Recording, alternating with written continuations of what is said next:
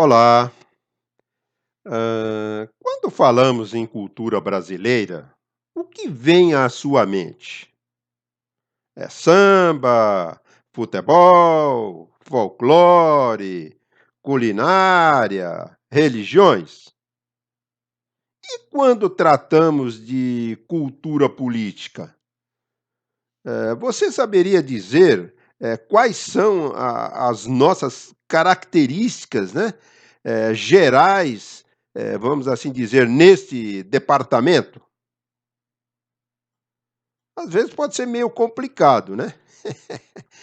Então, antes de falarmos o que é cultura política, é interessante, nos questionarmos, o que é cultura afinal?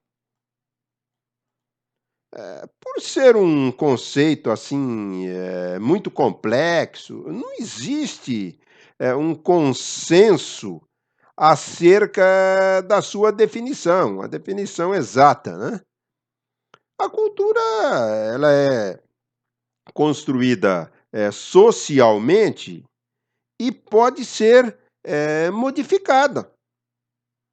Ou seja, ela não é, transmitida através, da nossa genética, mas através do convívio social.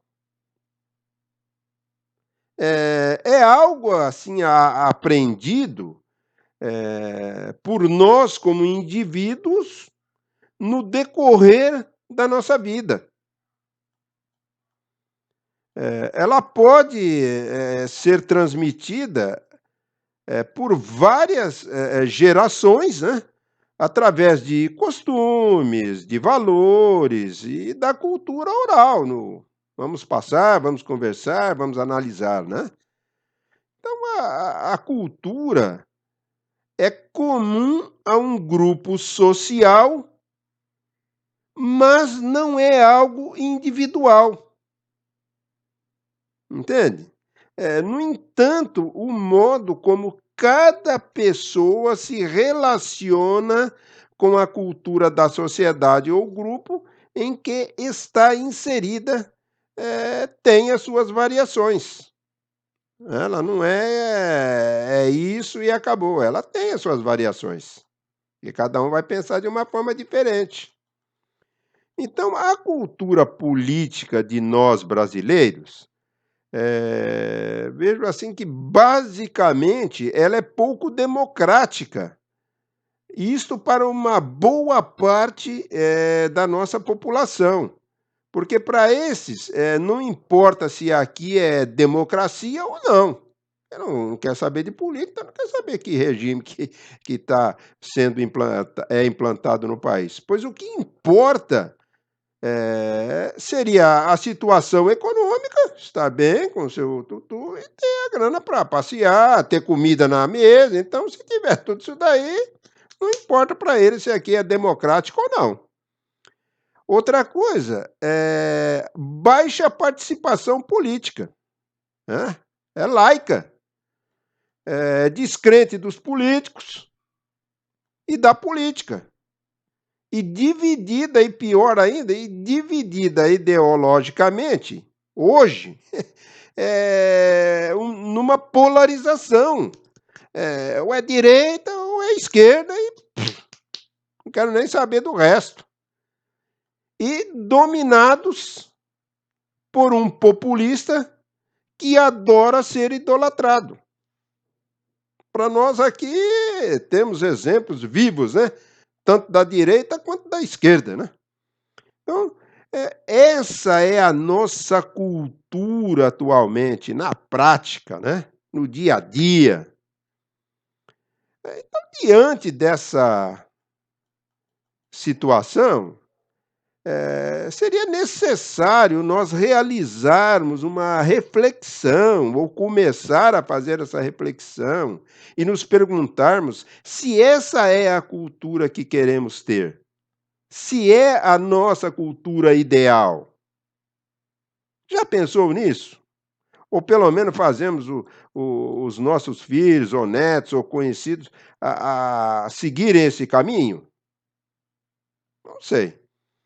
Enfim, de acreditar em outra coisa, né, mudar essa política, de acreditar em tudo que nossos políticos prometem, sem antes analisarmos a fundo, essas promessas, né, e evitarmos, com essa análise, cair em um conto do vigário, como acontece conosco aí nesses anos todos até a presente data, né. Entra um, entra outro, é como se a gente tivesse caído no conto do vigário mesmo.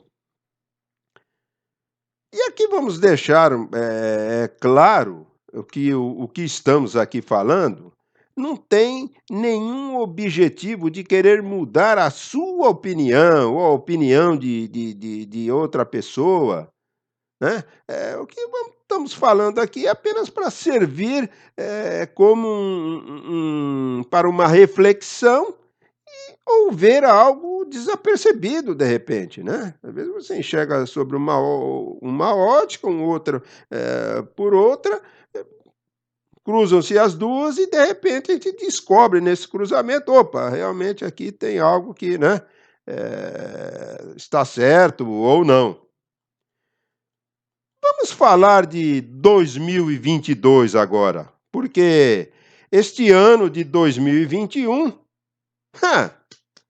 já era, já está perdido, tanto no campo político quanto no econômico. Até agora, o que que aconteceu no país? É só briga daqui e de lá e, né, sem contar a nossa pandemia. Então, o nosso, presidente, de repente, né, duvido um pouco, mas sabedor dessa cultura pobre de nós, povo brasileiro, ele usa a tática da provocação, a tática da confusão a todo instante. Tipo, acusar governadores e prefeitos de corrupção, mas só na boca, né? Que até também tem que provar, bem ou mal, tem os caminhos judiciais para você seguir e, né, confirmar isso daí. Confrontos com políticos, você é isso, você é aquilo, não chega ou não resolve nenhum tipo de problema. Partidos, ministro do STF, do TSE, instituições de Estado, defesa da democracia como comunista, isso aí já é o mantra, né? A conversinha do dia a dia, né? Temos que ser contra os comunistas porque vão acabar com a nossa democracia e muitas das vezes a maioria nem sabe realmente o que é democracia e tanto mais o que é comunista, a não ser pelas palavras do líder, né? Da nação que fala: comunista como criancinha", por exemplo, né. Aí o cara fica apavorado: "Ah, não, tem razão, então eu vou segui-lo", né. E a esquerda também, que a esquerda que é o problema do país. A esquerda já dominou assim, né, governando o nosso país aí nos últimos, mais de 20 anos, tá aí, e pô, o que que aconteceu? Você virou vermelho, você virou comunista, alguma coisa? Não, eu pelo menos não enxergo hoje. Brigando aí com o mantra de que é impedido de governar como quer, o outro mantra é que, pô, agora aí recentemente, liberdade de expressão, vamos brigar por isso. Agora eu pergunto, onde está esse negócio que você não pode falar, né, que, não tem liberdade de expressão, você é cortado. Se não houvesse isso, eu nem estaria aqui fazendo esse vídeo também e colocando ele no YouTube. É simples, ou qualquer um que queira fazer não teria essa condição de falar, né, de falar: "Ó", que nem a gente sempre fala, o ex-presidente: "Pô, ladrão, salafrário", né, o presidente atual chama de genocida, fascista e outros bichos mais. Quer liberdade mais do que isso? Agora, você não pode, fazer ofensas, porque aí a lei tem que ser colocada em prática, né? Tipo aí, uns ressentimentos aí que foram detidos, né? Pô, o cara vir na televisão, você falar aqui, como estou falando, eu acho que está tudo bem. Você tem a sua liberdade de se expressar. Agora, eu venho aqui com um revólver aqui. Olha aqui, eu vou ensinar para você como é que usa isso. Você tem que usar isso aqui na cabeça de fulano, apertar o gatilho. Pô, é o fim da picada, né? De vir fazer apologia ao crime, incitar a guerra civil, né? Incitar a invasão de instituições do Estado. Pô, isso aí é crime, pô. Isso aí, se você vai lá e pega o cidadão, vem cá, amiguinho, vamos sentar aqui lá na delegacia ou aonde quer que for aí, e o senhor vai agora né, se ver com a lei do que o senhor está falando aí, do que o senhor está incitando. Então, aí o cara fica falando que esse tipo de afastamento dessas pessoas que se manifestam dessa forma está se impedindo a liberdade de expressão de todos os brasileiros. É uma mentira isso. Outra coisa, que a pandemia e a política do fica em casa atrapalhou a sua gestão. Então, quem não pensa, não analisa, não tem aquela cultura, como nós estamos falando aí no início aí de política, um mínimo possível, né? Cai, aceita essas baboseiras aí, essas inverdades como verdade. Então, com esse discurso pífio, o presidente, na verdade, sabe o que ele está fazendo? Escondendo para os seus adoradores irracionais a penúria que estamos passando e ainda vamos enfrentar. Ele é um tipo de quando você vai aí sofrer algum procedimento cirúrgico, né, você tem uma sedação, no caso dele, uma sedação coletiva nessas pessoas, para que nada vejam, além do que ele difunde. Entende? É isso que acontece. Então aí vai passando e vai criando e se coloca como o salvador, que irá resolver esse problema. Nós estamos aí chegando aí quase ao fim de mandato aí. O que foi feito em relação a acabar com essas coisas? Nenhuma. É isso que a gente às vezes está aqui falando ou criticando, nesse sentido. Hoje, nós queremos aqui também destacar a questão da economia nacional, que é uma das coisas que não é, assim, deixada abertamente, né, ou comentada abertamente pelo nosso presidente. Isso aí ele deixa um pano na frente com as coisas que nós mencionamos aqui anteriormente, né? Aquela cortina de fumaça que ele coloca. E não fala como é que está realmente a situação econômica do nosso país. Infelizmente, não há nenhuma perspectiva de um crescimento econômico robusto no ano que vem. Pô, se hoje nós estamos assim, como é que nós vamos melhorar em 2022? Então, a pessoa que analisa logicamente já vê, pô, tá ruim aqui. Quais são as medidas que foram tomadas ou estão planejadas para não ficar ruim? Não existe. Então, o que você tem, o que você pensa? Pô, vai continuar do mesmo jeito, né? Em função, digo isso porque, ó, dado que as reformas prometidas pelo senhor Paulo Guedes, que é do governo Bolsonaro, que é o superministro dele, no qual ele confia cegamente, e que o presidente já disse: de economia não entendo nada. Não precisa entender muito de economia, mas pelo menos saber que o povo está sofrendo, onde está sendo atingidas as suas coisas, chamar seu Paulo Guedes lá e conversar. Ô, Paulo Guedes, como é que é isso aí? Né, aquelas medidas que você disse lá quando a gente conversou, que eu começou a apoiar ele, que cuidaria da economia, o senhor Paulo Guedes, eh, não foram feitas. Então, essas, reformas que seriam realizadas, vou citar algumas aqui, cria o quê? O clima de incerteza política.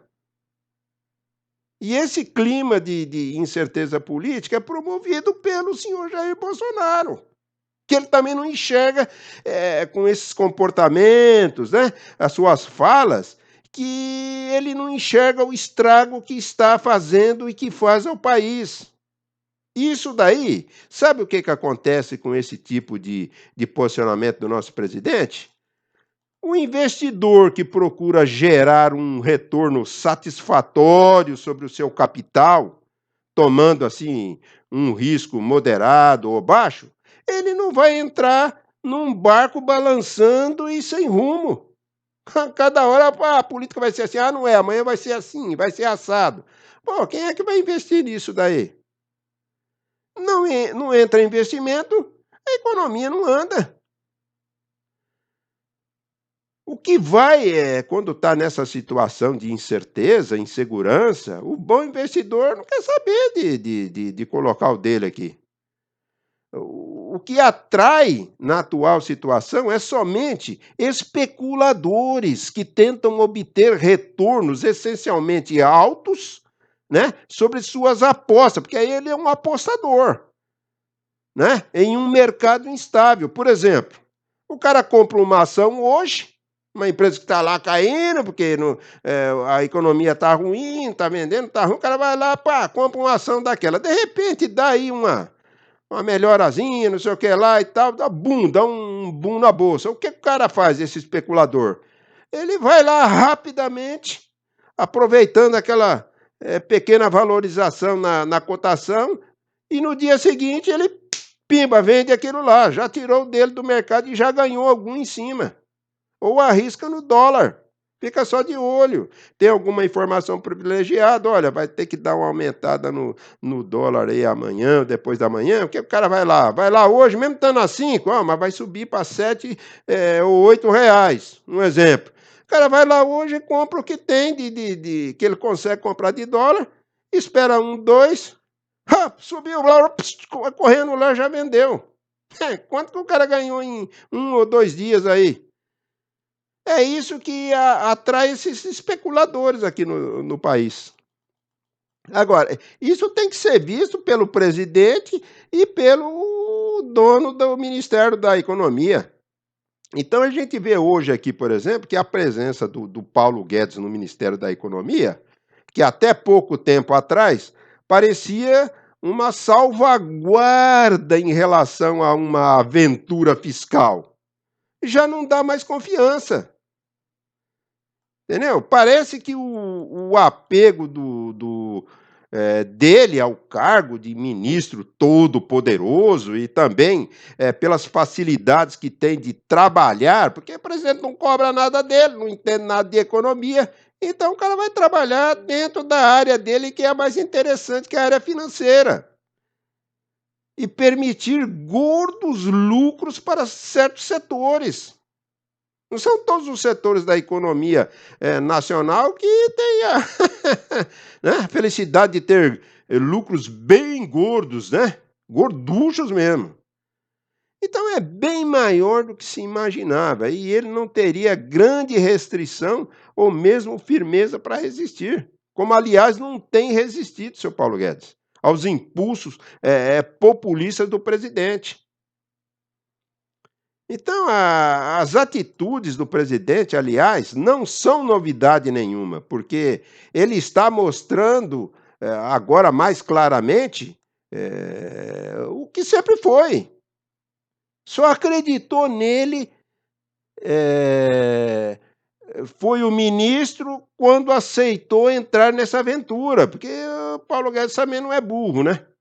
Deve ter sacado, pô, mexo aqui eu vou ter uma chance aqui de, né, implementar determinadas colocar determinadas medidas, e economia vai lucrar muito, muito, né? Vai lá saber se tem interesses, né, de terceiros, sei lá, tô acusando, mas você sempre fica com a pulga atrás da orelha, né?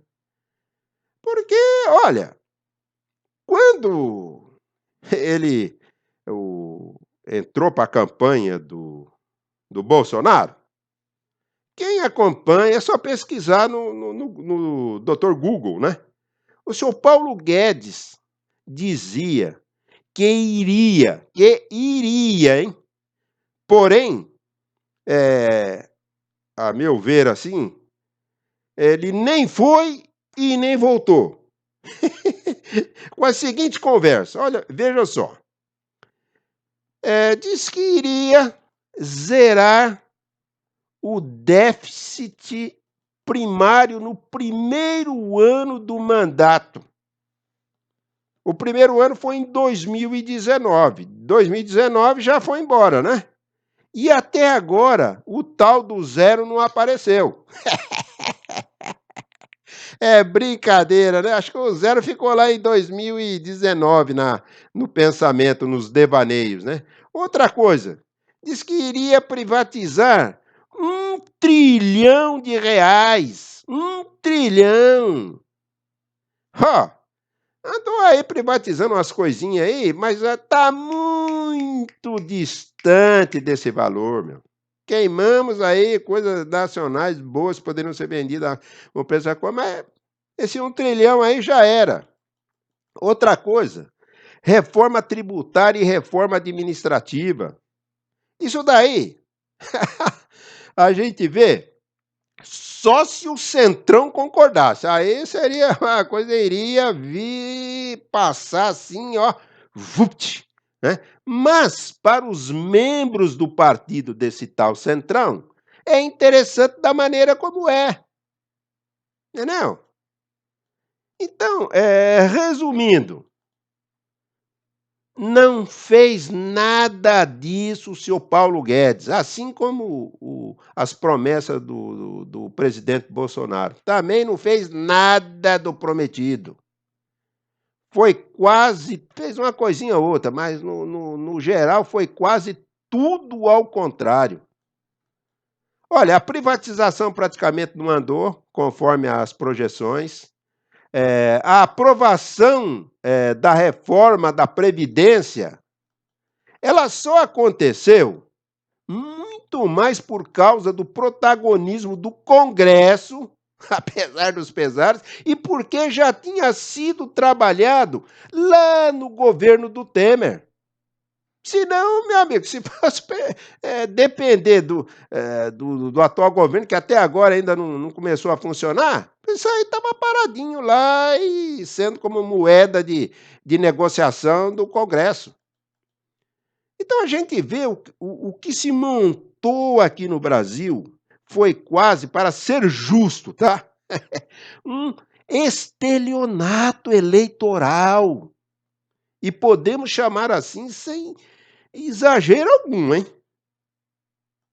É lamentável que boa parte do empresariado, em nome de evitar Lula a qualquer preço, né? O fantasma desse Lula aí, mais uma vez tenha embarcado em uma aventura que está custando muito caro para o Brasil e que põe em risco as nossas democracias e, quiçás, até a nossa soberania. Quer vendendo tudo do jeito que está, que ele quer privatizar aí, ainda bem que não privatizou, né? Para alcançar aquele 1 trilhão.